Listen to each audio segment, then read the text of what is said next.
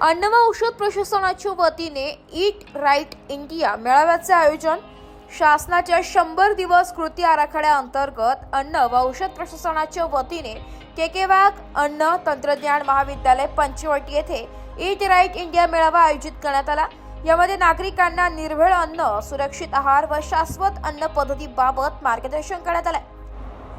मेळाव्याची सुरुवात आंतरराष्ट्रीय धावपटू कविता राऊत आणि आयुक्त राजेश नार्वेकर यांच्या हस्ते वॉकेथॉनला हिरवा झेंडा दाखवून झाली. विविध महाविद्यालयातील 400हून अधिक विद्यार्थ्यांनी यात सहभाग घेतला. पिझ्झा नको ग बाई या विषयावर भारुडाच्या माध्यमातून जनजागृती करण्यात आली, तर आहारतज्ञ रंजिता चौबे यांनी संतुलित आहारावर मार्गदर्शन केले. मेळाव्यात निबंध, पोस्टर, आरोग्यदायी पाककृती व प्रश्नमंजुषा स्पर्धांचे आयोजन करण्यात आले होते.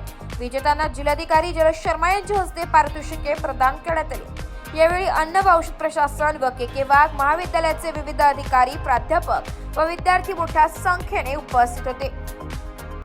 ब्युरो रिपोर्ट, नाशिक लोकशाही न्यूज, नाशिक.